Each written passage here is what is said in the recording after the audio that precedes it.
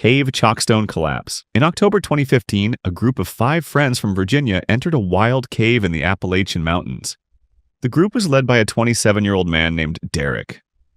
Derek had been caving for 3 years and had explored about 20 different caves. He considered himself experienced. The other 4, Megan, Tyler, Hannah, and Chris, were on their first or second caving trip. The cave began with a narrow crawlway that opened into a series of tall passages and small chambers. About 400 meters inside, the group reached a section where the passage was blocked by a pile of large boulders. Between the boulders, there was a gap just big enough for a person to squeeze through. Above the gap, a massive rock was wedged between the walls of the passage like a bridge. This type of rock is called a chalkstone. Chalkstones look solid. They can sit in place for hundreds of years, or they can fall without warning. Derek told the group to squeeze through the gap one at a time. He went first. On the other side, he reached back to help the others through. Megan went next, then Tyler, then Hannah. Chris was the last one. He was the biggest member of the group, broad shoulders and a heavy build. As Chris squeezed through the gap, his backpack caught on the chalkstone above him. He pulled hard to free himself. The chalkstone shifted. Derek saw it move and screamed at Chris to stop. But Chris pulled again. The chalkstone broke free. It weighed over 200 kilograms, and it dropped straight down and hit Chris on the back, pinning him face down in the gap. The impact sent a chain reaction through the boulder pile. Rocks above the chalkstone began to shift and tumble. A second boulder rolled down and crushed Chris's legs. A third fell and blocked the gap completely. Chris was trapped under hundreds of kilograms of rock. Derek and the 3 others were now on the wrong side of the collapse, separated from the exit by a wall of fallen boulders. They could hear Chris moaning on the other side, but they could not reach him. Derek tried to move the rocks, but they were far too heavy. He had no phone signal. He had no radio. Nobody on the surface knew where they were.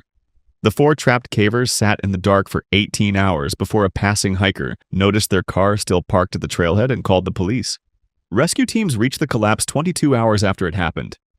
It took another 6 hours to clear enough rock to pull Chris out. He was alive but had 2 broken legs and a fractured pelvis. Derek and the other 3 were extracted safely. Chris spent 4 months in hospital. He told reporters that the worst part was lying under the rock and hearing his friends crying on the other side, unable to help him. Derek never went caving again. One tug on a backpack had nearly buried 5 people alive. Cenote silt-out deaths. In the summer of 2017, a group of 4 certified cave divers entered a cenote in the jungles of the Yucatan Peninsula in Mexico. The group was led by a 40-year-old American diver named Brett.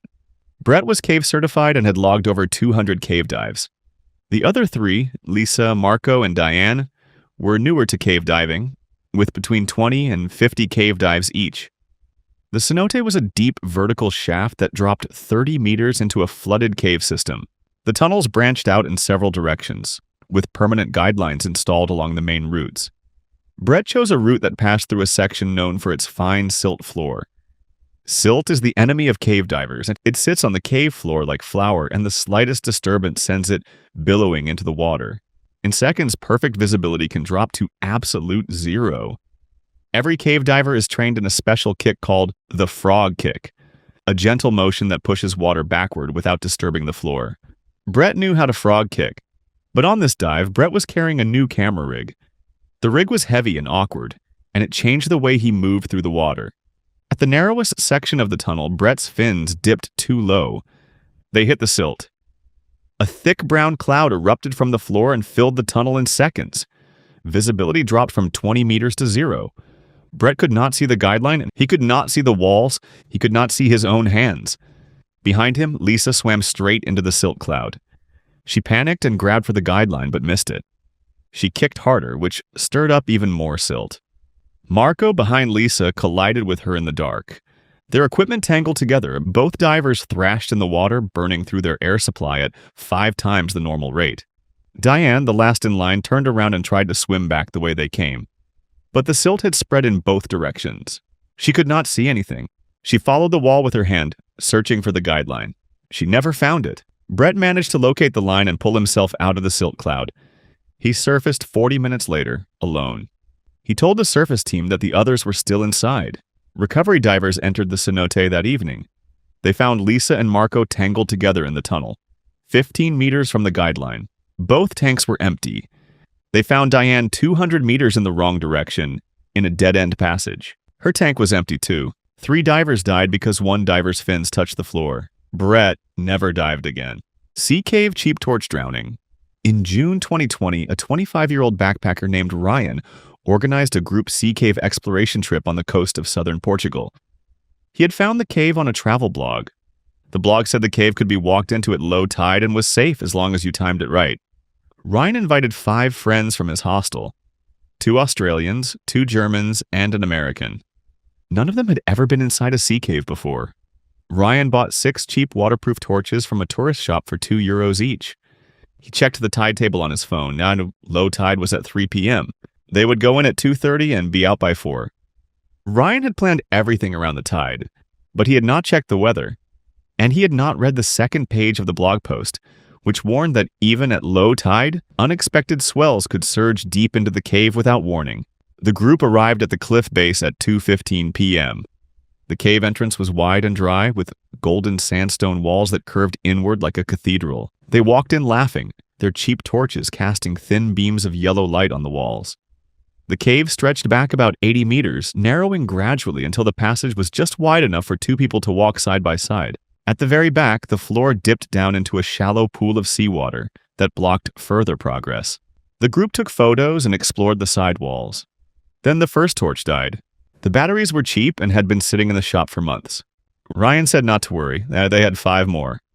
They started walking back toward the entrance. Then a second torch died. Then a third. Within 10 minutes, 4 of the 6 torches had failed. The group was now deep inside the cave with only 2 dim lights between 6 people. Panic started to set in. They walked faster. Then they heard the sound. A low, deep rumble that came from the direction of the entrance. A swell, like a large wave driven by winds far out at sea, had pushed a wall of water deep into the cave. The water hit them at knee height and knocked 2 of the group off their feet.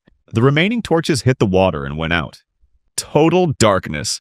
The group screamed and grabbed onto each other. The water surged in and out, each pulse deeper than the last. Ryan shouted for everyone to move toward the entrance. But in the dark, nobody knew which direction the entrance was.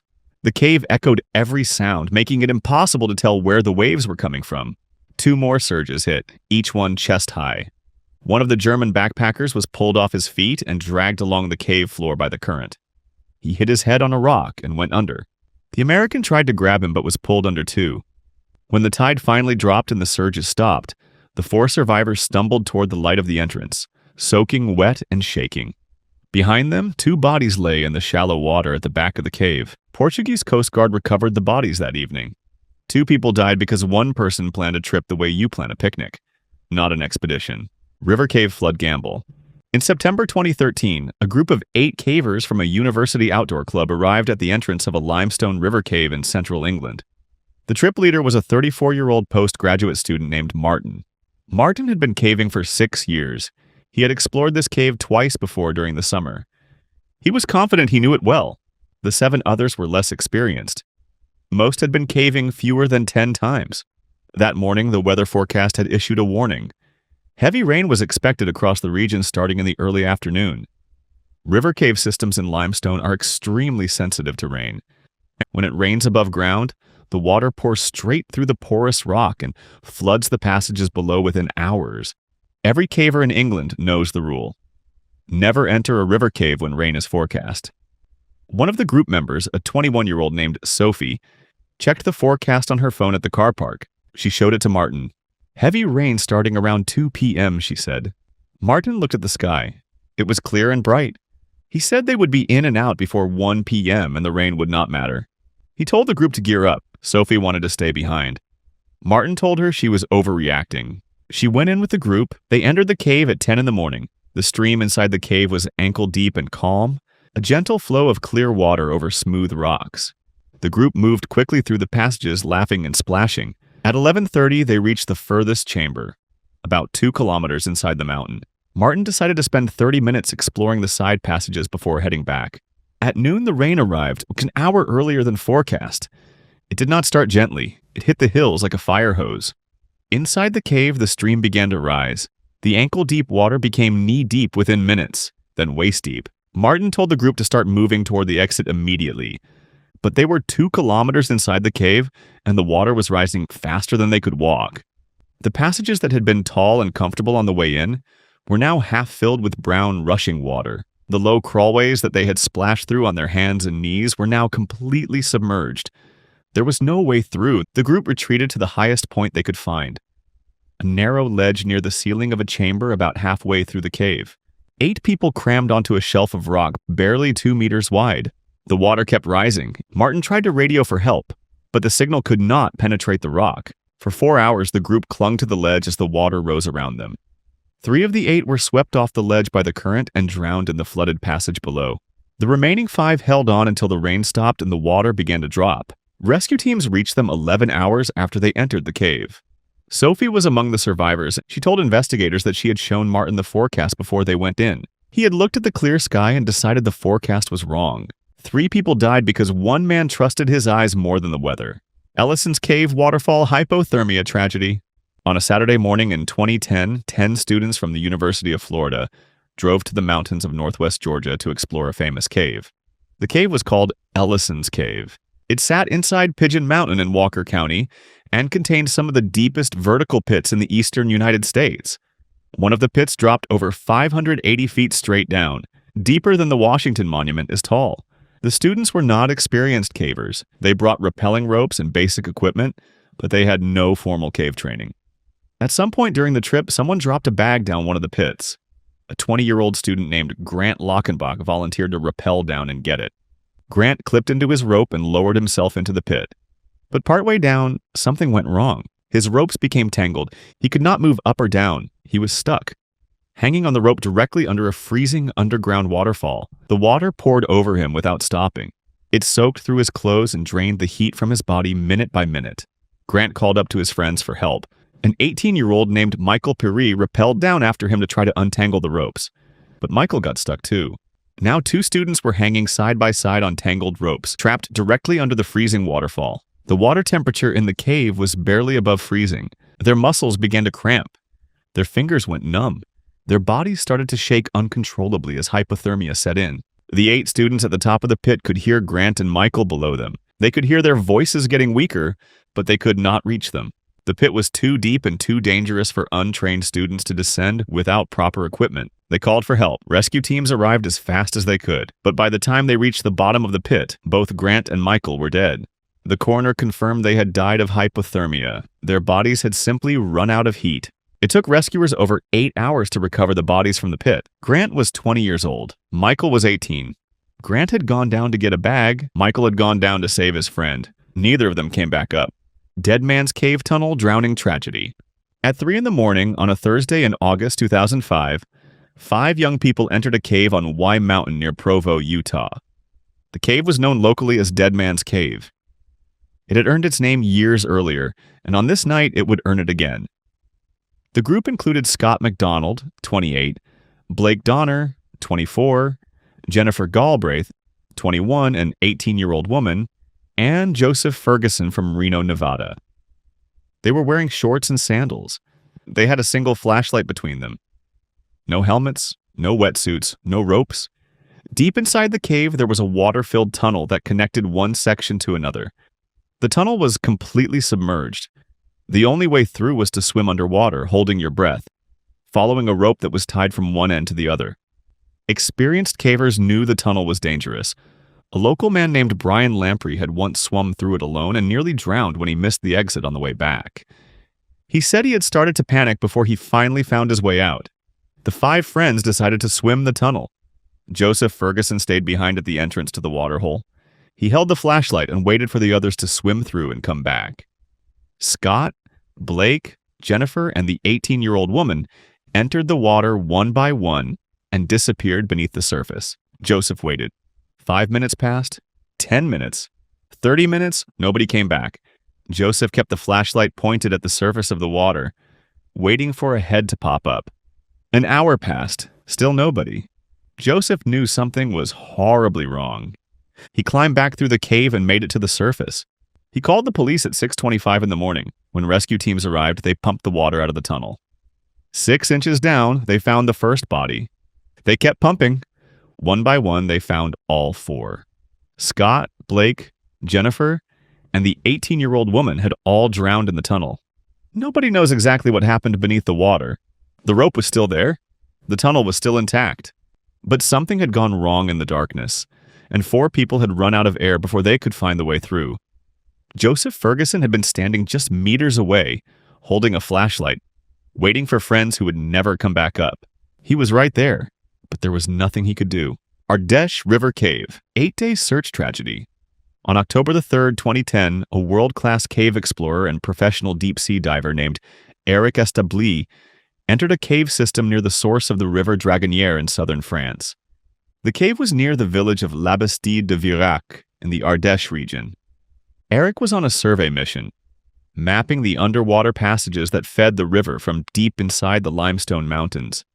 He was one of the best in the world at this kind of work. He owned a specialist underwater engineering business and had decades of experience exploring caves both above and below water. He entered the cave alone. The next day, Monday, there was no contact from Eric. His colleagues raised the alarm. Rescuers knew that if Eric was trapped in an air pocket inside the flooded cave, he had limited time, perhaps 24 hours of breathable air. The French caving rescue service, Spéléo Secours Français, launched a massive search operation. But the cave was flooded and extremely dangerous. French divers could not get through the submerged passages safely. They called in 2 of the best cave divers in the world, Rick Stanton and John Valanthen from Britain. These were the same divers who would later help save the Thai boys trapped in Tam Luang Cave in 2018. On Tuesday, Stanton and Valanthen dived into the flooded cave system. About 780 meters from the entrance, they found Eric's underwater propulsion vehicle lying beneath a massive rockfall. The way it was left suggested that Eric had abandoned it and moved to higher ground, possibly to an air pocket beyond the rockfall. Hope surged through the rescue camp. If Eric had found air, he could survive up to 15 days with the water available in the cave. On Wednesday, authorities began drilling a borehole from the surface down toward a gallery beyond the rockfall. On Thursday, the borehole seemed to connect with the gallery. Hopes rose even higher. On Saturday, the British divers heard a tapping noise coming from beyond the rockfall. Everyone believed Eric was alive and signaling. The rescue teams worked around the clock. Day after day they dug, drilled, and dived, trying to break through to the space beyond the rockfall. Then on Monday, 8 full days after Eric had entered the cave, Stanton and Valanthen finally broke through. They found Eric's body in the water just 70 meters beyond the rockfall. He had drowned. The tapping noise had not been Eric signaling for help. It was probably just the sound of shifting rock or dripping water. Eric Establis was found just 70 meters from where his rescuers had been working for a week. He had been so close. Gerard Guetefly of the French Rescue Service told reporters, "We did everything we could, but everything was not enough." Eric was one of the best cave explorers in the world, and the cave still took him. Blue Ridge Pit Cave. Rescue too late. In November 2012, a 29-year-old caver named Daniel entered a deep pit cave in the Blue Ridge Mountains of Virginia with 2 friends. The cave required a 180-foot rappel down a vertical shaft to reach the main passage below. Daniel had done this descent at least a dozen times before. He was experienced, careful, and well-equipped. But on this trip, something went wrong on the way down. About 60 feet from the bottom, Daniel's descender malfunctioned. The device that controlled his speed on the rope locked up and then suddenly released. Daniel dropped the remaining distance in a half-second free fall. He hit the rocks at the bottom of the shaft feet first. His right ankle shattered on impact. His left knee twisted sideways. He collapsed onto the wet cave floor, screaming in pain. His 2 friends were still at the top of the pit. They heard the crash and the screaming echoing up from below. One of them rappelled down to Daniel while the other began the long hike out to get cell phone signal. The friend who stayed with Daniel splinted his ankle with strips of tape and a carabiner as a makeshift brace. Daniel was shaking badly now. The cave was 8 degrees Celsius and he was lying in a shallow stream. They had no sleeping bag, no bivy sack, and no way to keep him warm. His friend wrapped Daniel in every spare layer they had and held him to share body heat. On the surface, the other friend drove 40 minutes to find cell signal and called 911. The local cave rescue team was activated, but the cave was in a remote part of the mountains, accessed by a dirt road that was partially washed out from recent storms. It took the first rescuers over 3 hours to reach the cave entrance. Then they had to rig new ropes, set up a hauling system, and rappel down the 180-foot shaft themselves. By the time the first rescue team reached Daniel at the bottom of the pit, 6 hours had passed since his fall. Daniel was still conscious but barely. His skin was gray, he was mumbling and confused, like a sign of severe hypothermia. They wrapped him in an insulated stretcher and began preparing to haul him up the shaft. But rigging a hauling system for a 180-foot vertical lift takes time. Another 2 hours passed as the teams worked above. Daniel stopped shivering. That was the worst sign of all. When a hypothermic person stops shivering, it means the body has given up trying to warm itself. His friend held his hand and talked to him, trying to keep him awake. Daniel whispered that he was tired and wanted to sleep. Those were his last words. When the hauling system was finally ready and the stretcher began its slow ascent up the shaft, Daniel had no pulse. He was pronounced dead at the top of the pit. The rescue team had been just 2 hours away from getting him out. His friend at the bottom of the pit said the hardest part was not the cold or the dark. It was hearing Daniel whisper for help, and knowing that help was up there, working as fast as it could. But the mountain was too big, the shaft was too deep, and the hours were too many. Daniel died waiting. Alpine Ice Cave, Solo Explorer Overconfidence. In January 2020, a 45-year-old amateur caver named Stefan drove alone into the Austrian Alps to explore an ice cave he had read about online. The cave was at 2,100 meters elevation, accessible only by a steep hiking trail that was covered in snow and ice during winter. Stefan had been caving for about 2 years. He had explored a handful of easy tourist caves and a few wild caves with friends. He had never been in an alpine ice cave. He had never caved alone, and he had never caved in winter. But Stefan had watched dozens of videos online and read forum posts from experienced cavers who described this cave as manageable for a fit, confident person. He decided he was that person. He packed a single headlamp, a small backup torch, a bottle of water, and a chocolate bar. He wore hiking boots, jeans, and a fleece jacket. He did not bring a helmet. He did not bring spare batteries, and he did not tell anyone where he was going. The hike to the cave entrance took 2 hours in the snow. By the time Stefan reached the opening, he was already sweating from the climb. Inside the cave, the temperature dropped to -3 degrees Celsius. The floor was solid ice. The walls were covered in thick frost formations that glittered in his headlamp beam. It was the most beautiful thing Stefan had ever seen. He walked deeper into the cave, taking photos and sliding his hands along the frozen walls. About 300 meters inside, he came to a steep, icy slope that dropped into a lower chamber. The slope was covered in a smooth sheet of ice. Stefan sat down and slid. He shot down the slope faster than he expected and crashed into the wall of the lower chamber. The impact bruised his hip and knocked his headlamp off his helmet. Except he was not wearing a helmet. The headlamp hit the ice and broke. Stefan was now in a frozen cave, 300 meters from the entrance, in total darkness with a bruised hip and only a small backup torch. He turned on the backup torch and tried to climb back up the icy slope. He could not. His hiking boots had no grip on the ice. Every step forward sent him sliding back to the bottom. He tried for an hour and his jeans were soaked from the ice. His fleece was damp from sweat. In sub-zero temperatures, wet clothing is a death sentence. His body temperature began to drop. The backup torch died after 90 minutes. Stefan sat in the dark on a floor of solid ice, shivering uncontrollably. He was not found for 3 days. A hiking group noticed a car parked alone at the trailhead for too long and reported it to Mountain Rescue. The rescue team found Stefan's body at the bottom of the ice slope. He had died of hypothermia. The rescue leader told reporters that everything about the trip was wrong. Wrong gear, wrong season, wrong cave, and wrong decision to go alone. Stefan had 2 years of experience and a lifetime of confidence. The cave needed neither. Cenote Pit Freediver, Overconfidence Death. In the spring of 2018, a 28-year-old freediver from California named Marcus flew to the Yucatan Peninsula in Mexico to attempt something he had been dreaming about for years. He wanted to freedive to the bottom of one of the deepest cenotes in the region. Freediving means diving on a single breath. No tanks, no breathing apparatus, just one lungful of air and the strength to swim back up before it runs out. The cenote Marcus chose was over 40 meters deep, a crystal-clear pool surrounded by jungle with a shaft that dropped straight down into the limestone. Marcus had been freediving for 3 years. He had reached 35 meters in the ocean during training with the safety team and a line.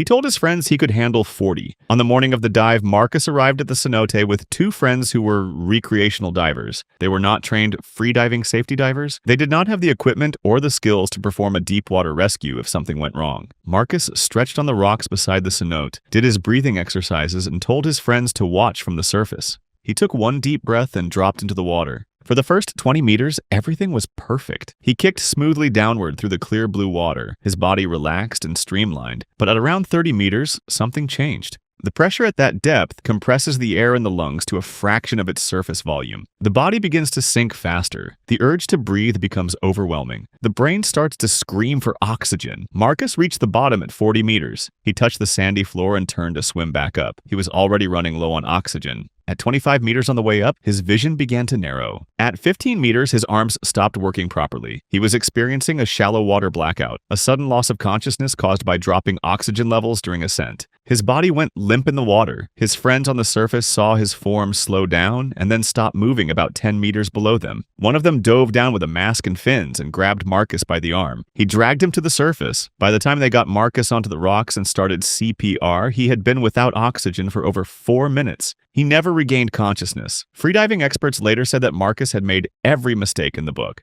No safety line, no trained safety divers, no gradual depth training, and no emergency plan. He had done 35 meters once with a full team and decided that 40 meters alone was the next logical step. It was not. The cenote did not care how confident Marcus felt on the surface. It only measured what his body could do at depth, and at 40 meters his body said no. Plura Cave Extreme Traverse Tragedy. On February 6, 2014, 5 experienced Finnish cave divers arrived at a frozen pond in northern Norway. Beneath the ice lay the entrance to the Plura Cave, the deepest cave in northern Europe. The cave stretched for 3 kilometers underwater through marble and limestone, reaching depths of over 130 meters.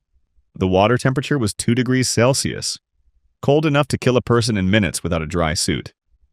The 5 divers planned to make the full traverse, entering through the submerged river entrance and swimming all the way through to a dry cave called Steinugelflaget on the other side. The traverse was supposed to take 5 hours. It was one of the most extreme cave dives in the world. The team split into 2 groups. Patrick Grunkvist and Jari Huotarinen entered the water first. 2 hours later, Vesa Rantanen, Jari Usimaki, and Kai Kankinen followed. The plan was for both teams to meet on the other side of the cave. Deep inside the cave, at around 130 meters, Huotarinen ran into trouble. He became entangled in an equipment cord in a narrow section of the passage. His breathing apparatus needed to be changed, but in the tight space and freezing water, something went wrong. He swallowed water while trying to switch breathing systems. Huotarinen drowned in the narrowest part of the cave, 130 meters below the surface. Grunkvist turned back and found his friend's body blocking the passage. He had seconds to make a decision. Try to pass the dead diver and continue forward, or turn around and attempt the long swim back through the deepest section. He chose to go forward. It took him 15 agonizing minutes to squeeze past Huotarinen's body in the tight tunnel. Behind him, the second team was approaching the same spot. Rantanen reached the body next and somehow got past it. But Usimaki, the diver behind him, did not. Police believe Usimaki panicked when he saw Huotarinen's body in the passage. He drowned right there, in the same narrow section, meters from his dead friend. The 5th diver, Kankinen, tried to help Usimaki, but it was too late. He turned around and began the long swim back the way they had come. He did not surface until the early hours of the next morning, more than 11 hours after the dive began. He had to smash through a layer of ice to reach the air. All 3 survivors were hospitalized with decompression sickness. Rantanen suffered a spinal injury. Norwegian authorities closed the cave and called in British divers Rick Stanton and John Valanthen to recover the bodies. But even the world's best cave divers judged the recovery too dangerous. Months later, the Finnish survivors went back illegally and recovered their friends' bodies themselves. Rick Stanton later told the BBC that with proper training and planning, this should never have happened to experienced divers. The Plura Cave Traverse was one of the most extreme dives on Earth. The 5 Finnish divers believed they were ready for it. 2 of them were wrong. Bahamas Blue Hole, Energy Bar Diving Death. In November 2022, a 26-year-old technical diver named Rachel traveled to the Bahamas to dive one of the island chain's famous inland blue holes. Rachel was young, fit, and ambitious. She had completed her technical diving certification 6 months earlier and had logged about 30 deep dives since. The blue hole she chose was a vertical shaft that dropped over 60 meters through clear blue water into a dark limestone chamber. She planned to descend to 50 meters, spend 5 minutes at the bottom, and then begin a long, controlled ascent with multiple decompression stops. The dive was planned to last about 90 minutes in total. Rachel knew that eating a heavy meal before a deep dive was dangerous. She had read the warnings, so she did not eat a heavy meal. Instead, she ate 2 energy bars and drank a protein shake about 30 minutes before the dive. She thought this was the smart choice. Light food, easy to digest, enough calories to fuel a long dive. She was wrong. Energy bars are dense, sticky, and slow to break down in the stomach. Protein shakes produce gas as they digest. Together, they created a time bomb in her gut. The descent went perfectly. Rachel dropped smoothly to 50 meters and spent her planned 5 minutes at the bottom. Then she began the ascent. At 50 meters, the pressure on her body was 6 times what it was at the surface. As she rose, that pressure decreased. The gas trapped in her stomach and intestines from the protein shake began to expand. At 30 meters, her stomach cramped. At 25 meters, the cramping became violent. At 20 meters, during her first decompression stop, Rachel vomited.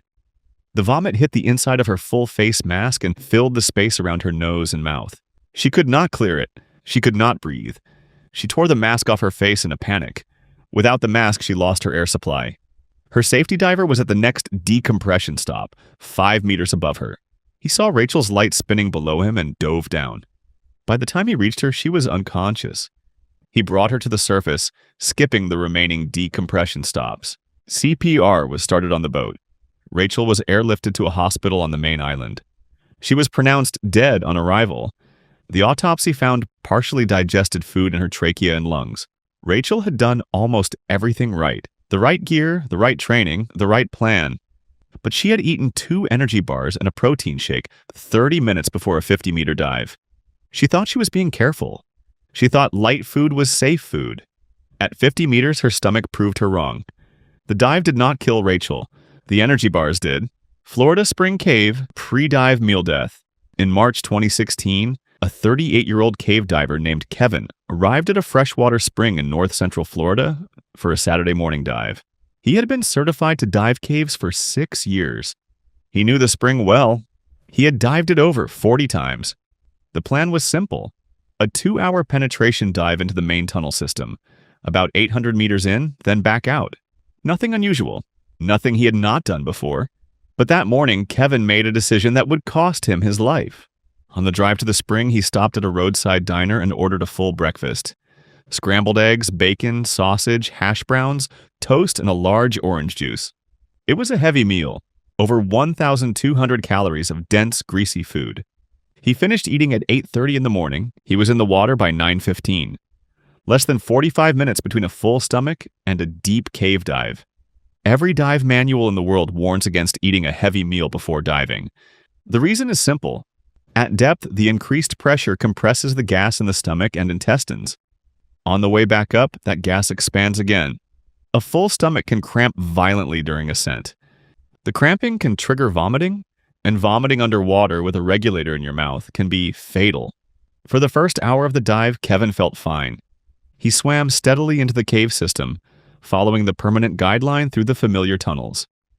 At the turnaround point, 800 meters inside the cave, he checked his air and began the swim back. It was on the way out that the cramping started. A sharp, twisting pain hit his stomach like a fist. Kevin doubled over in the water. His breathing became rapid and shallow. Then the nausea hit. He vomited into his regulator. The regulator was designed to deliver air, not to handle a surge of liquid and food. Chunks of half-digested breakfast flooded the mouthpiece. Kevin choked. He ripped the regulator from his mouth in a reflex, the worst thing a diver can do underwater. Without the regulator, he had no air. He inhaled water. His dive buddy was 20 meters ahead and did not see what happened. By the time the buddy noticed Kevin was missing and swam back, Kevin was lying motionless on the cave floor. He was 600 meters from the exit. The autopsy showed food material in his lungs. He had aspirated his own vomit underwater. Kevin had broken one of the oldest rules in diving. He had eaten a full meal less than an hour before going deep. His cave skills were excellent. His equipment was perfect. His breakfast killed him. Cenote birthday feast, diving death. In August of 2019, a group of 6 friends from Mexico City traveled to the Yucatan Peninsula to celebrate a birthday. The birthday boy was a 31-year-old man named Alejandro. He had been a certified recreational diver for 4 years. 2 of his friends were also certified divers. The other 3 had never dived before. On the morning of the birthday, the group went to a restaurant in the town of Tulum for a massive brunch. They ate tacos, enchiladas, beans, rice, grilled meats, and fresh fruit. They drank coffee, juice, and beer. By the time they finished, it was almost noon. They drove to a cenote 20 minutes away for an afternoon dive. The cenote offered guided caverns tours, shallow dives inside the cave zone with a certified guide. It was not deep, only about 15 meters at the deepest point. It was supposed to be safe. Alejandro suited up, strapped on a tank, and dropped into the cenote with the guide and his 2 certified friends. The 3 beginners stayed on the surface with snorkels. 15 minutes into the dive, the group reached a wide chamber about 12 meters deep. The guide signaled for everyone to hold position while he pointed out a formation on the ceiling. That was when Alejandro doubled over. His stomach cramped so hard that his body folded in half. The pressure at 12 meters had been squeezing his full stomach for 15 minutes. His body rejected the food violently. Alejandro vomited into his regulator. The vomit blocked the airflow. He gagged and pulled the regulator from his mouth. Water rushed in. The guide was at his side in seconds. He shoved a backup regulator into Alejandro's mouth and tried to clear his airway, but Alejandro was already choking on a mixture of water and vomit. His body convulsed. He went limp. The guide grabbed Alejandro and swam for the surface as fast as he could. They broke the surface in under a minute. CPR was started immediately on the wooden platform beside the cenote. Paramedics arrived within 20 minutes, but Alejandro never regained consciousness. He was pronounced dead at the hospital that afternoon. He was 31 years old. It was his birthday. The autopsy found a large amount of food material in his lungs. The cause of death was pulmonary aspiration. He had inhaled his own vomit underwater. The dive was shallow, and the guide was experienced. The equipment was working perfectly. The only thing wrong was what Alejandro had eaten 2 hours earlier. A birthday brunch turned a 12-meter dive into a coffin. Mediterranean Sea Cave lunch dive tragedy. In July 2021, a 44-year-old British tourist named Graham was on holiday on the Greek island of Crete with his wife. Graham was a certified advanced open water diver with about 80 dives under his belt. On the island, he signed up for an afternoon dive trip that would take him to a famous sea cave on the southern coast. The cave was a large underwater cavern with a wide entrance that opened into a cathedral-sized chamber filled with turquoise light. It was one of the most popular dive sites on the island. The dive was scheduled for 2 in the afternoon. At noon, Graham and his wife sat down at a harbor restaurant for lunch. Graham ordered a large plate of moussaka, a Greek salad, bread with olive oil, and a glass of white wine. His wife asked him if he should be eating so much before a dive. Graham laughed and said he had dived after eating plenty of times and it had never been a problem. 2 hours later, Graham was in a wetsuit on the back of a dive boat heading toward the cave. The moussaka sat heavy in his stomach. He noticed a slight queasiness on the boat but blamed it on the waves. The dive master gave the briefing. Maximum depth 18 meters, 40 minutes in the water. Stay with your buddy at all times. Graham entered the water and descended toward the cave entrance. The sea was calm. Visibility was excellent. For the first 15 minutes, everything was fine. He swam through the cave entrance and into the main chamber, marveling at the light pouring through the rock above. Then the dive master led the group deeper, into a narrow side tunnel that dropped to 18 meters. At that depth, the pressure on Graham's stomach became unbearable. A wave of nausea hit him without warning. He tried to signal his buddy, but before he could raise his hand, he vomited. The vomit exploded into his regulator and flooded the mouthpiece. Graham gagged and coughed, sucking water and food into his throat. His buddy saw him struggling and grabbed his arm, but Graham was already in full panic. He ripped the regulator from his mouth and tried to swim for the surface, but they were inside a cave. There was no surface above them. There was only rock. Graham inhaled a lungful of water. His buddy forced a backup regulator into his mouth, but Graham was no longer breathing. The dive master and buddy dragged Graham out of the cave entrance and brought him to the surface. CPR was performed on the dive boat for 30 minutes. It was no use. Graham was pronounced dead at the hospital in the nearby town. His wife later told investigators that Graham had insisted on eating a full lunch before the dive. She said she had warned him. He had laughed it off. The moussaka he had ordered at noon killed him by 3 in the afternoon. Jungle Cave Toxic Air Guide Escape. On August 3rd, 2022, 4 backpackers followed a local guide into the thick jungle of Borneo. They had each paid $40 for a private tour of a wild river cave. Their guide, a man named Amir, promised them something ordinary tourists never see: a hidden lower gallery filled with ancient rock formations. What he did not tell them was that the lower gallery was closed for a reason. The cave was home to millions of bats, and their waste released dangerous gases into the air.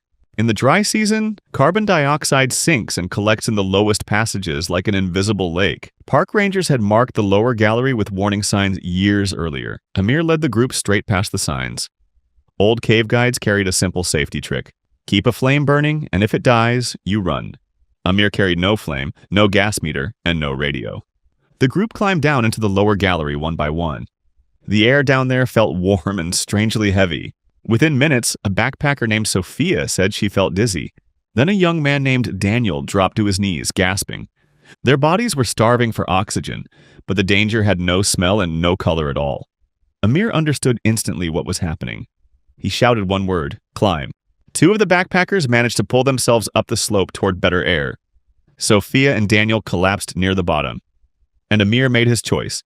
He climbed past his own customers and crawled out of the cave alone. The 2 survivors dragged themselves out almost an hour later, weak and vomiting.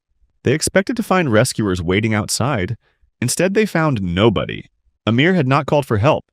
He was afraid of losing his license and going to jail for entering the closed gallery. He waited almost 4 hours before finally telling the park rangers. By the time a rescue team with air tanks reached the lower gallery, it was far too late. Sophia and Daniel had suffocated inside a cave full of air that could not keep them alive. Amir was arrested and charged over their deaths. He told the police he had left the cave to find help. The 2 survivors told a different story. Their guide had simply saved himself first. Lava Tube Tour Head Count Abandonment. On September 19, 2019, a tour van stopped beside an old lava field on the Big Island of Hawaii. 11 tourists climbed out, ready to explore a famous lava tube cave. One of them was Rachel, a 34-year-old photographer traveling alone from Oregon. Their guide was a young man leading his 3rd tour of the day. The lava tube was a long, black tunnel formed by rivers of melted rock thousands of years ago. Inside, the walls swallowed every bit of light. The guide handed each person a small flashlight and gave them one clear rule: stay with the group because the tube has side passages that lead nowhere. Rachel kept stopping to photograph the strange rock formations. Near the deepest point of the tour, she knelt down to capture one perfect picture. The group turned back toward the entrance without her. At the gate, the guide was supposed to count every head, but he was tired, and the exit was crowded with shadows. He counted fast, wrote 11 in his logbook, and swung the heavy steel gate shut. The padlock clicked, and the vans drove away. Deep inside the tube, Rachel stood up and realized all the lights were gone. She called out, but only her own echo answered her. Her flashlight flickered, and the battery was already half dead. Her phone had no signal this deep under the rock. She began walking toward where she thought the entrance was. But in total darkness, every direction feels exactly the same. Rachel drifted into a side passage without even knowing it. A few hours later, her light died completely. The darkness around her was thicker than closed eyes, and she kept moving with her hands on the walls, growing colder and more confused. Then, somewhere in the black, the floor simply dropped away. Rachel fell nearly 15 feet into an old collapse pit and landed on sharp volcanic rock. Badly injured, she could no longer climb or even crawl. Back in town, the guide never rechecked his logbook. Because Rachel was traveling alone, nobody reported her missing for 2 whole days. When searchers finally unlocked the gate, they found her camera bag first. On the 3rd day, they found Rachel at the bottom of the pit, just 2 passages away from the exit. She had died only hours before they reached her. One lazy headcount had locked a living person inside a mountain, underground labyrinth off-route abandonment. On October 12, 2018, 3 traveling friends arrived at an ancient underground city in central Turkey. The city was carved into soft volcanic rock thousands of years ago, with tunnels sinking 8 floors below the ground. Tourists were only allowed on the marked route where electric lights and arrows showed the way. Beyond that route lay hundreds of dark tunnels that even the staff had never fully mapped.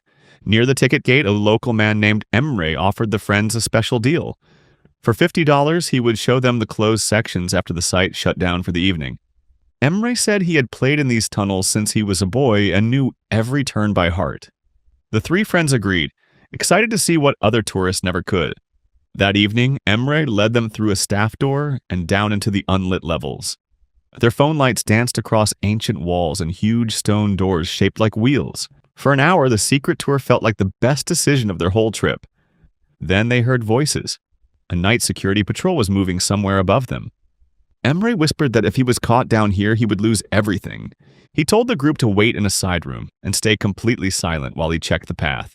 He slipped into the darkness, and the sound of his footsteps slowly faded away. The friends waited 10 minutes, then 30, then a full hour. Emre never came back. He had climbed out through a passage only he knew and gone home, telling himself they would find the way. The three friends began searching for the exit on their own. But every tunnel looked exactly the same, and their phone batteries were falling fast. They walked in circles through rooms carved 1,000 years apart. By the second day, their phones were dead and their water was gone.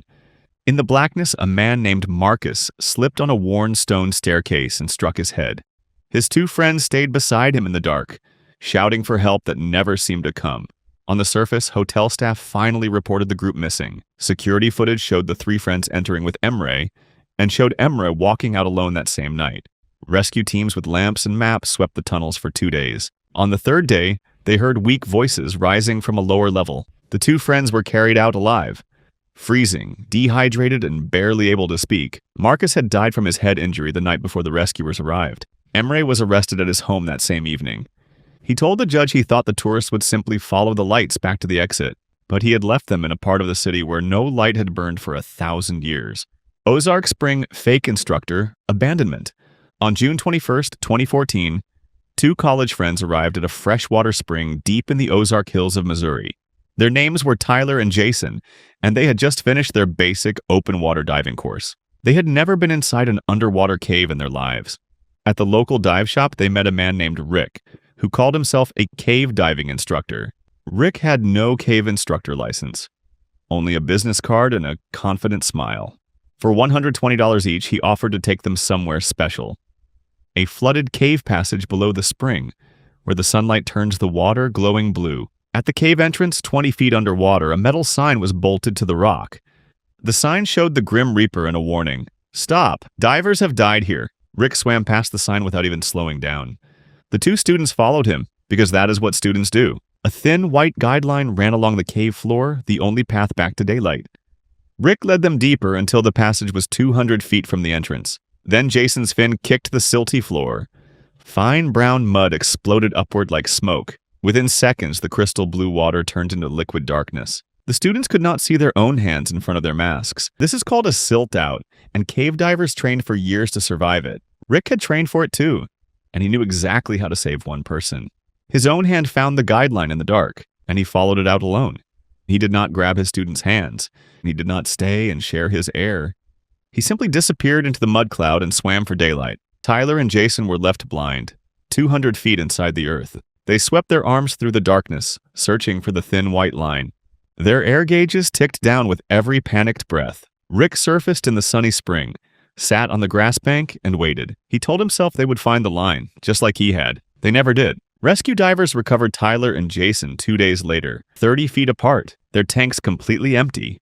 Both of them were within arm's reach of the guideline they could not see. Rick was arrested and later sent to prison for their deaths. In court, he was asked why he swam out without his students. He answered, "There was nothing more I could do for them." The judge reminded him that he was the only person in that cave trained to do everything. Gufraberger storm flood deaths. On July 6, 1996, 6 experienced cavers began climbing down into the most famous cave in the world. The Gouffre Berger in France was known as the Everest of caving. It was the first cave on Earth where explorers passed 1,000 meters below the surface. For 9 years, it held the title of the deepest known cave in the world. But the Berger had a dark side. In heavy rain, its dry shafts turn into waterfalls, and the water rises with terrifying speed.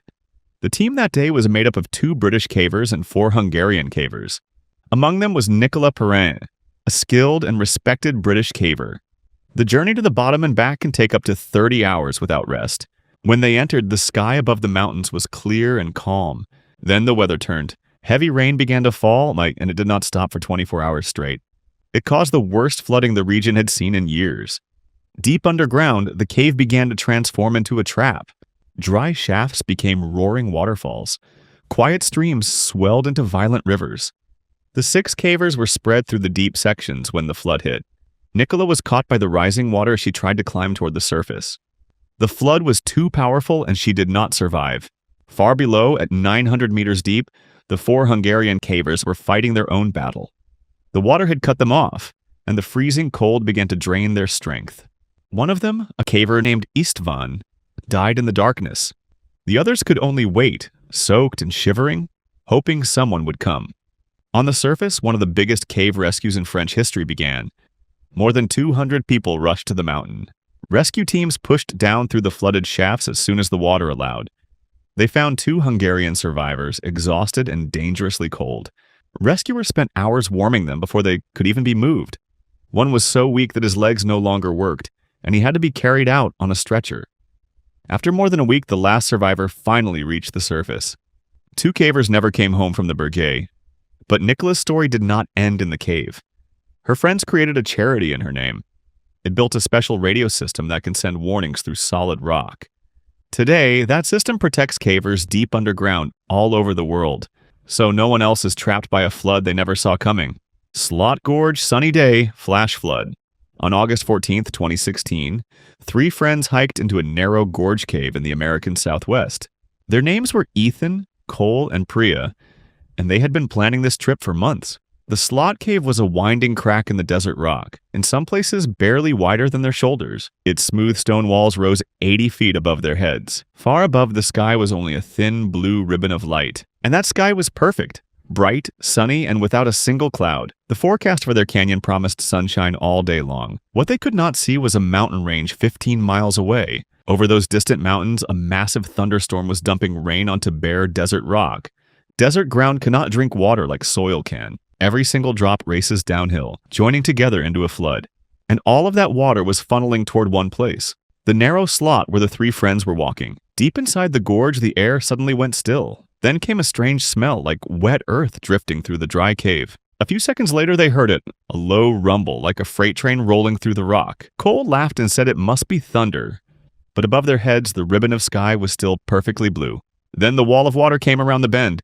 It was 10 feet tall, dark brown, and carrying whole tree trunks like toys. They ran, but a human could not outrun a flash flood in a slot. The water was moving faster than a galloping horse. Ethan spotted a high ledge in the rock wall. He shoved Priya up onto it and pulled himself up behind her. Cole was 20 feet behind them. He never reached the ledge. The flood swallowed him and carried him into the darkness of the slot. Ethan and Priya clung to the ledge as the water raged just inches below their feet. For 2 hours, they could do nothing but hold on and shout his name. Then the water dropped almost as fast as it had come. Desert floods vanished like ghosts. Searchers found Cole 2 miles downstream the next morning. Later, the rangers confirmed something chilling. The storm that killed him never came within 10 miles of the gorge. The sky above the 3 friends had stayed blue the entire time. In slot country, the deadliest floods arrive on sunny days. Show Cave Boat Tour, Flood Entrapment. On May 9, 2010, 12 tourists climbed into 2 small boats deep inside a famous show cave in Europe. Among them was a family of 3, David, his wife Anna, and their 8-year-old daughter Mia. The cave was one of the region's most popular attractions, an underground river flowing through halls of glowing rock. Electric lights lit the ceiling and handrails lined the walkways. It felt as safe as a museum. But the river flowing through the cave was fed by streams on the surface many miles upstream. And over those distant hills, a storm had been pouring rain for hours. Halfway through the tour, the boat pilot noticed something wrong. The water was climbing the marker stones on the cave wall, one by one. The gentle current began pushing harder against the boats. The pilot turned the boats around and rowed for the entrance. But the river had become too strong. For every meter they gained, the current shoved them 2 meters back. There was only one choice left. The pilot steered the group onto a high stone platform, an old viewing ledge above the river. Moments later, the current ripped both empty boats away into the dark. 12 tourists and 1 pilot stood on the ledge watching the water rise. Then the cave lights flickered and died. The flood had drowned the electrical system. 13 people were left in total blackness, holding up their phones for light. Below them, the river kept swelling. The gap between the water and the cave ceiling was shrinking by the hour. The air grew cold, and little Mia began to shiver against her mother. An elderly tourist named Henrik gave the girl his jacket. Hours passed in the dark, with only the roar of the water below. Then Henrik's legs gave out from the cold, and he slipped from the edge of the platform. David grabbed for him in the blackness, but the current tore him away in seconds. Near midnight, lights finally appeared under the water. Rescue divers had forced their way in through the flooded tunnel with ropes and spare masks. One by one, they guided the survivors through the cold black water toward the exit. Mia was carried out first, wrapped against a diver's chest. 12 people survived that night. Henrik was found by divers 2 days later when the river finally calmed. Today, that cave has floodgates and an alarm system linked to rain sensors upstream. Because a cave that feels as safe as a museum is still a cave. Alpazat Flood Entrapment Rescue. On March 17, 2004, 6 British soldiers were deep inside the Alpazat cave system in the mountains of Mexico. They were part of a military caving expedition, exploring and mapping one of the longest caves in the region. The Alpazat system near the town of Quetzalén stretches more than 8 miles through the rock. The plan was simple: 36 hours inside, then back to the surface. The cave had other plans, and on the surface, a surprise downpour began hammering the mountains. It was rain that was not supposed to come for months. Water poured down into the cave and filled the lower passages completely. The only way out was now sealed behind a flooded tunnel. The 6 men were trapped underground with no way to reach the surface. But these were not ordinary cavers. They were trained for exactly this nightmare. They set up an emergency camp on a 15-foot ledge above the underground river. They had sleeping bags, a stove, a radio, and enough food for 2 weeks. While the flood raged below them, they cooked pasta with cheese. They even made instant chocolate cake on their little stove. Days passed, and news of the trapped soldiers spread around the world. Mexican rescue teams rushed to the cave and offered to pull them out. But the British team said no, and their men were dry, safe, and could wait for their own divers. That answer caused an explosion of anger on the surface. Why would trapped men refuse rescue? Rumors spread that the soldiers were spies, secretly searching for uranium in the mountains. The governor demanded answers, and a diplomatic storm grew between the two countries. Meanwhile, 2 of Britain's best cave divers flew in from London. Their names were Rick Stanton and Jason Mallinson. On the 8th day, the divers swam through the flooded tunnel and reached the camp. One by one, each soldier was given diving gear and guided underwater through the black, flooded passage. One by one, they surfaced into the daylight. All 6 came out unharmed. They smiled at the cameras and asked if anyone had brought beer. Then Mexican officials promptly detained them over their visas, and within days they were sent home. The soldiers survived 8 days underground because they refused to panic, and the 2 divers who pulled them out were not finished making history. 14 years later, Rick Stanton and Jason Mallinson dived into a flooded cave in Thailand. They were the men who found the 12 boys of Tam Luang alive. Creek Flooded Mine Rescue. On July 24, 2002, 9 miners were digging coal 240 feet below a quiet farm in Pennsylvania. Their maps showed an old abandoned mine nearby, but safely far away. The maps were wrong. Just after 9 p.m., their cutting machine chewed through a wall of coal, and the wall exploded. Behind it lay the old mine, which had been silently filling with water for 50 years. Millions of gallons of freezing black water burst into the tunnels.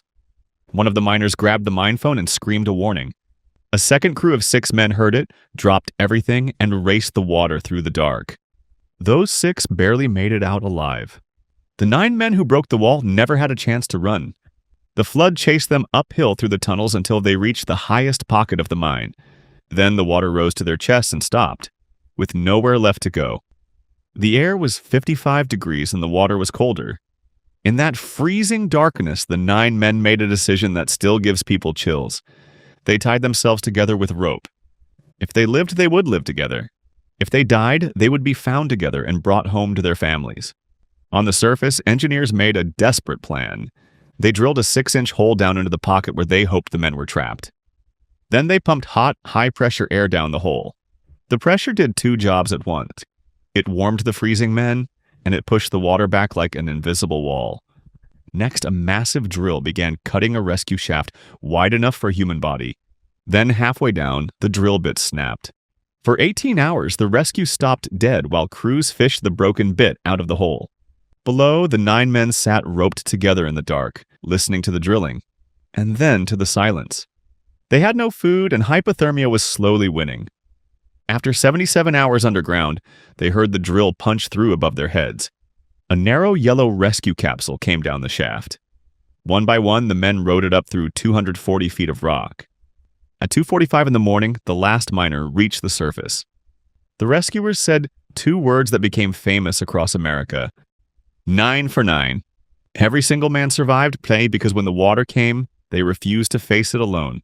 Sago Mine False Hope Tragedy. On January 2nd, 2006, 13 miners rode into the Sago Mine in West Virginia to start the New Year's first shift. Deep inside the mine, a sealed-off section was quietly filling with explosive gas. That morning, a violent thunderstorm rolled over the hills above. Investigators believe a lightning strike ignited the gas. The explosion tore through the tunnels like a bomb. One miner near the blast was killed instantly. The other 12 survived the explosion itself, but the blast had filled the mine with something worse than fire. Carbon monoxide, a poison you cannot see, smell, or taste. The 12 men retreated deeper and did what they were trained to do. They hung a heavy curtain across the tunnel to hold the poison air out. Then they sat down behind it, tapped on the roof bolts, and waited for rescue. As the hours passed and the air grew worse, the men took out scraps of paper. They wrote letters to their families. One of them wrote, "Tell all I will see them on the other side."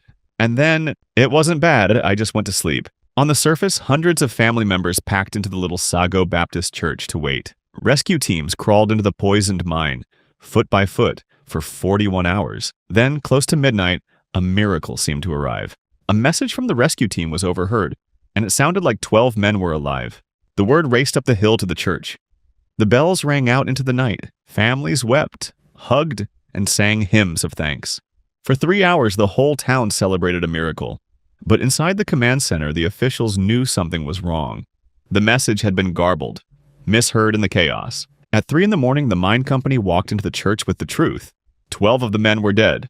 Only one was still breathing. Randall McCloy, the youngest man on the crew, was carried out in a coma. Doctors could not explain how he had survived the same air that killed the others. He woke weeks later and slowly walked back into his life with his wife and 2 children. The town of Sago buried 12 men that January, and America learned the cruelest lesson about hope. Never ring the bells until the men walk out of the ground. Beaconsfield Rock Fall Survival. On April 25, 2006, 3 miners were working a kilometer underground in the Beaconsfield gold mine in Tasmania, Australia. Todd Russell and Brant Webb stood inside a steel work basket, fixing mesh to the tunnel roof. Their workmate Larry Knight operated the machine that held them up. At 9:26 p.m., a small earthquake rippled through the rock. A kilometer of mountain shrugged, and the tunnel came down. Tons of rock buried the machine and everything around it. Larry Knight was killed in the collapse. Todd and Brant should have died with him. Instead, the steel basket they stood in held, barely. The rock crushed down around it, sealing them inside a space the size of a car boot. They could not stand, and they could barely turn over. Above them, the whole country assumed all 3 men were dead. For 5 days, the 2 men lay in the crushed basket in total darkness. They survived on the only food they had, a single muesli bar from Brant's pocket. They licked the water that seeped down through the broken rock. On the 5th day, a rescue team pushed close enough to hear something impossible. Voices began coming out of the rock. Both men were alive, and the rescue became a race watched by all of Australia. But the rock around them was shattered and alive with pressure. One blast of explosives could bring the whole tunnel down on them. So the rescuers pushed a narrow pipe through to the trapped men first. Down that pipe came fresh water, food, letters from their families, even music players. Then the real work began. The rescuers had to grind through some of the hardest rock on Earth. By hand, meter by meter. Too close for explosives, they chewed forward with a grinding machine and hand tools. Every meter took hours, and the trapped men could hear every scrape. Day after day, the tunnel crept toward the basket. On the 14th day, a rescuer's hand finally broke through. Todd and Brant crawled out of the hole that had nearly become their grave. They refused the stretchers. They walked to the mine lift, rode it up into the sunrise, and stepped out on their own legs. In front of the cameras, both men reached up and clocked off their shift tags. 14 days late. Australia cheered for the 2 who came back. And it stood silent for Larry Knight, the one man the mountain kept. Copiapo 33 miners, 69-day entrapment. On August 5th, 2010, deep in Chile's Atacama Desert, the San Jose mine began to groan. Then, with a roar heard for miles, the mountain collapsed on itself. A single block of stone twice the weight of the Empire State Building sealed the tunnels. Trapped beneath it, 700 meters underground, were 33 men. They gathered in a small emergency shelter carved into the rock. Inside, they found food meant to last 2 or 3 days. Their shift leader, Luis Urzua, made the decision that would save them all. Every 48 hours, each man would eat 2 spoonfuls of tuna and drink a sip of milk.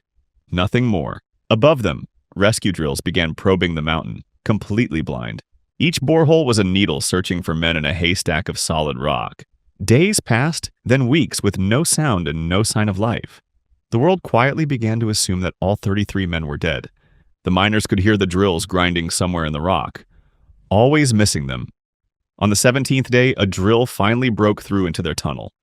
When the drillers pulled the bit back to the surface, something was taped to it, a note written in red letters. "We are well in the refuge, the 33. Chile erupted with joy. All 33 men were alive, but they were still buried under 700 meters of rock.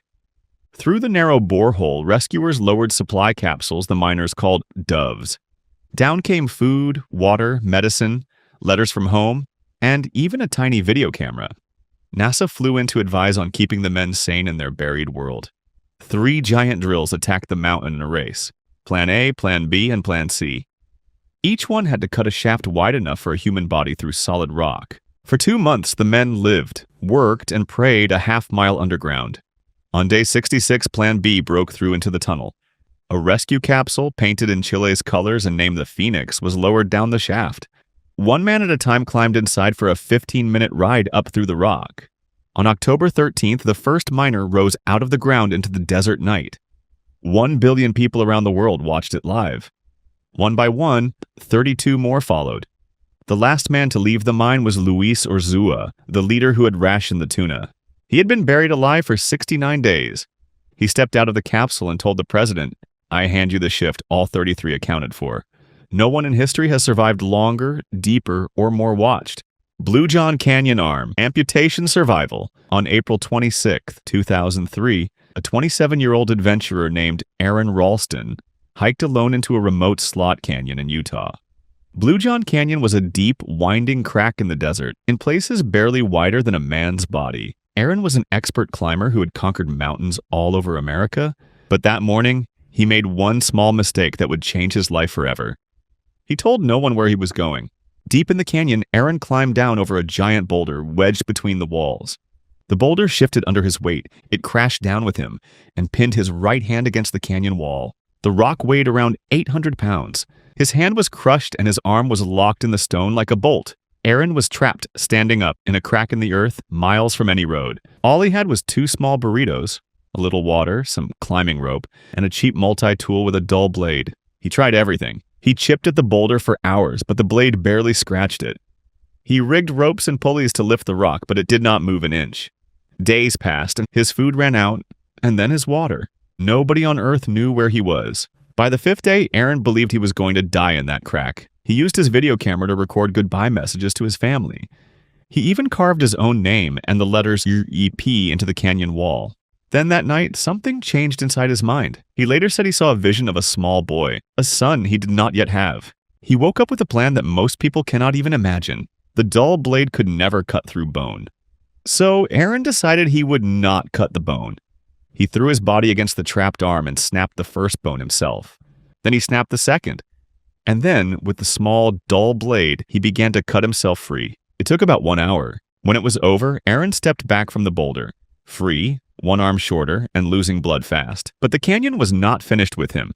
He still had to lower himself down a 65-foot cliff with 1 hand. Then he walked nearly 7 miles through the burning desert. A family of hikers found him, and a rescue helicopter carried him away just in time. Aaron had survived 127 hours in the canyon. Today, he still climbs mountains, with a metal axe where his right hand used to be. Boot leather candle wax survival. On March 11, 1998, a caver named Victor entered a limestone cave alone in the mountains of Eastern Europe. He was an experienced explorer, and this cave was one he had visited many times before. He carried a small pack, a lamp, spare candles, matches, a water flask, and 1 sandwich. It was supposed to be a 6-hour trip. 2 hours in, as Victor crawled through a low passage, the mountain made a sound like thunder. Behind him, the passage ceiling collapsed. Tons of broken rock now stood between Victor and the only way out. He dug at the rubble until his fingers bled, but for every stone he moved, 2 more slid down. Victor was sealed inside the mountain. He forced himself to stay calm and take stock of his situation. Water was not a problem. A thin trickle ran down the cave wall, enough to drink. Light was not a problem yet. He had his candles. Food was the problem. One sandwich and no way of knowing how long rescue would take. He ate half the sandwich on day 1 and the other half on day 2. By day 4, the hunger had become a living thing gnawing inside him. His body was burning itself for fuel and his strength was fading fast. That is when Victor remembered stories the old miners used to tell. Stories of trapped men who survived by eating the only things a working man carries underground: his boots and his candles. Victor cut a strip of leather from his boot with his pocket knife. He soaked it in the trickle of water until it softened, and then he chewed. He chewed each strip for an hour before he could swallow it. Then he bit a piece of candle wax and swallowed that too. The leather gave him almost nothing, and the wax was not much better. But it kept his stomach working, and it kept his mind from falling apart. Day after day, he cut, soaked, chewed, and waited in the dark. He tapped on the rock with a stone, 3 taps at a time, over and over. On the 9th day, a farmer searching for a lost goat heard the tapping through a crack in the hillside. Rescue teams dug for 14 hours to reach him. When they pulled Victor out, he was barefoot. Both boots were gone, eaten strip by strip, along with every candle he had not burned. Doctors said the leather and wax had given his body almost no real food. But they agreed on one thing: the act of eating and of fighting is what kept the man inside him alive. Guano water sickness survival. On June 19, 2015, a caver named Mateo squeezed into a jungle cave in Central America to photograph its famous bat colony. The cave was home to hundreds of thousands of bats, hanging from the ceiling in a living black carpet. Mateo knew the smell would be terrible, but the photos would be worth it. He climbed down through a steep entrance shaft using an old rope left by earlier explorers. Deep inside, he set up his camera at the edge of a huge chamber. That is when the old rope, rotted by years of damp air, finally gave up. It snapped somewhere above him and slithered down the shaft into a heap. The way he had come down was now a smooth, unclimbable wall. Mateo shouted until his voice cracked, but the jungle above swallowed every sound. His water bottle held enough for 1 day, maybe 2. He knew the brutal math of survival. 3 days without water, and the body starts to shut down. There was water in the cave, but it was the kind of water that made his stomach turn just looking at it. A wide, still pool sat directly under the bat colony.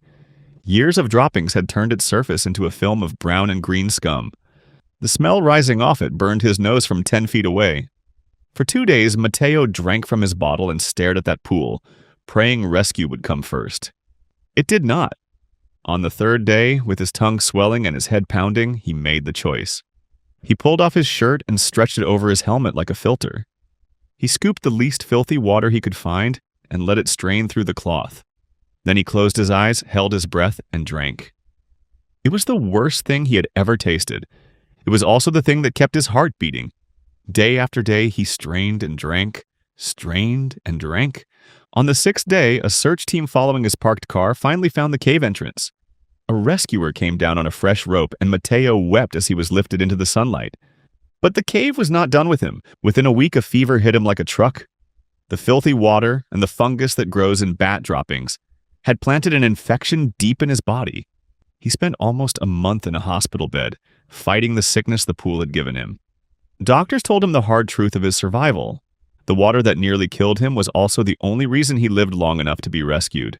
Underground, sometimes the thing that saves you and the thing that hurts you are the same thing. Midnight Cave Voluntary Isolation Experiment.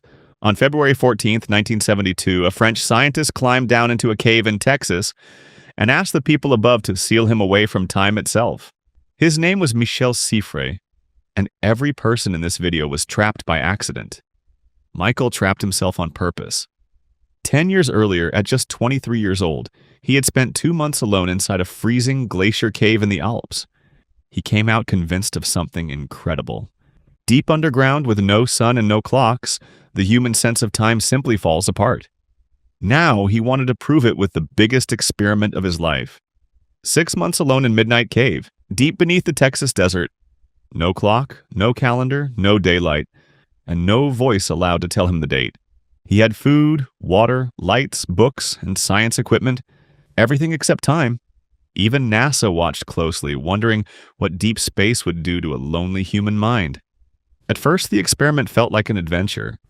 Michel woke, worked, ate, and slept whenever his body told him to, but without the sun, his days quietly began to stretch.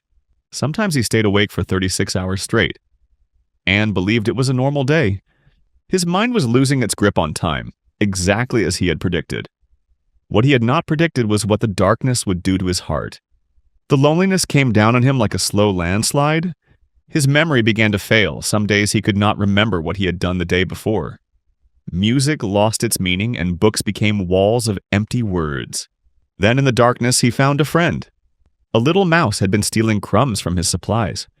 Mikkel spent days trying to win its trust. That tiny life became the most important thing in his world. One night he tried to trap it gently under a dish to keep it close as a pet. The dish came down wrong and the little mouse was killed. Michael later wrote that this was the moment the silence truly crushed him. He sank into the deepest sadness of his life alone, half a year underground by his own choice. But he refused to press the button that would end the experiment. He held on, day after shapeless day, for science. When his team finally came for him, Michel was certain they had arrived early. They had not. He had been underground for 205 days, and his mind had lost track of months. His suffering built a whole new field of science, the study of the human body clock.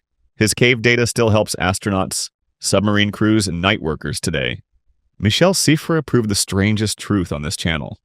The deadliest thing underground is not rock, or water, or darkness. It is time itself.